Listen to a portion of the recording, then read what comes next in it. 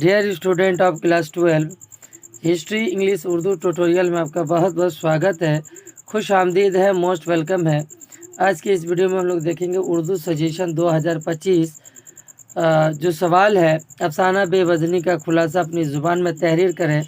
एक बच्चे का कमेंट था कि सर अफसाना बेवज़नी का खुलासा अपलोड कर दीजिए, तो आज उसी वीडियो पर हम लोग डिस्कस करेंगे। आप लोग इसे नोट्स बना लीजिए, आपके लिए हेल्पफुल होगा। अगर हमारे चैनल में नए हैं तो सब्सक्राइब बटन दबा दीजिए, बेल आइकन बटन भी दबा दीजिए ताकि आपको सबसे पहले नोटिफिकेशन मिल सके।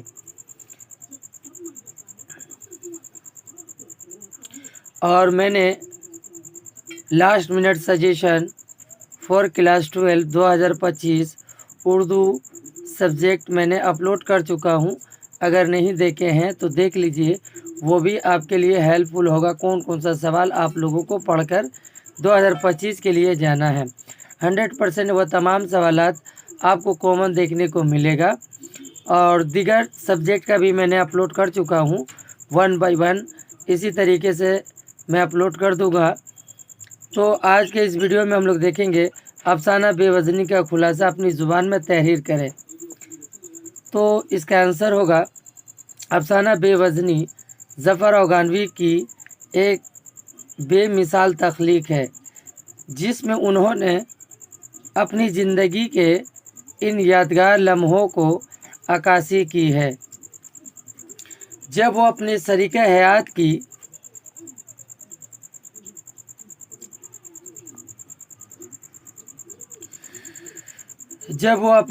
हयात की तहजीज व तकफीन से फारिग होकर जब गोबड़ा कब्रिस्तान से लौट रहे तो घर आने के बाद अपनी ज़िंदगी की अहम और कीमती लम्हात को याद कर रहे थे कि इनकी खुशियों का दायरा बहुत मुख्तसर था।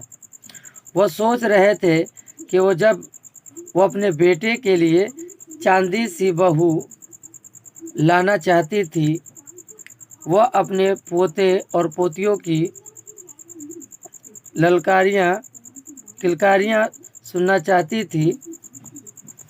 वह ख्वाहिश इसकी ज़िंदगी में ही पूरी हो गई।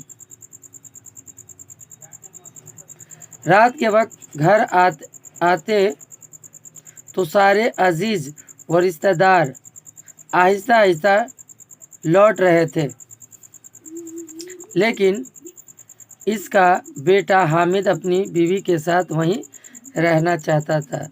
अफसाना निगार ज़फ़र अफ़गानवी के काफ़ी असरार करने पर उसके बहू और बच्चे लौट गए, लेकिन हामिद वहीं ठहर गया। ज़फ़र अफ़गानवी और हामिद खाना खाने के बाद एक साथ लौट गए। अफसाना निगार अब तक अपनी शरीके हयात के ख्यालों में मुब्तला था और सो ना सका। इस पे तमाम बातें याद आ रही थी। ये तमाम बातें याद आ रही थी कि बीवी के कहने पर अपने बेटे हामिद को महंगे इलाके में एक उम्दा फ्लैट खरीद दिया, जहां इसका बेटा अपनी बीवी के साथ रहता था। साथ ही साथ इसने एक दिलकश कार खरीद कर अपने बेटे को इसके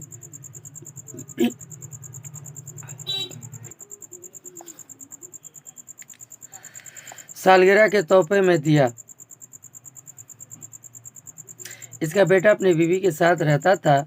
साथ ही साथ इसने एक दिलकश कार खरीद कर अपने बेटे को इसकी सालगिरह पर तोहफा दिया। इसने अपने धन को टटोला तो एहसास हुआ कि 35 साल के आपसी ताल्लुक़ और अजवाजी ज़िंदगी में इन दोनों के दरमियान कभी किसी बात पर ना इतफाक़ी नहीं हुई। सिर्फ हामिद की शादी से कबल लिबास को लेकर थोड़ी सी ना इतफाक़ी हुई। अफसाना निगार ये सोच रहा था कि एक शाम जब बारिश हो रही थी और दोनों गज़ल सुन रहे थे कि बीवी ने अचानक उसे मौत की याद दिलाई। हर कोई पहले मरना चाहता है कि तुम में से पहले मरूंगा, कि मैं तुमसे पहले मरूंगा। बीवी कहती है मैं तुमसे पहले मरूंगी। दोनों के तकरार से ये फैसला हुआ कि दोनों अलग अलग एक दूसरे के लिए कैसेट रिकॉर्ड करने का फैसला हुआ और दोनों ने यह फैसला लिया कि मरने के बाद अपना पैगाम टेप रिकॉर्डर में कैद होगा, इसे सुना जाएगा। कि अचानक मुसन्निफ को वह टेप रिकॉर्डर के कैसेट की याद आती है तो वो उछल पड़ता है और फौरन दूसरे कमरे में चला जाता है।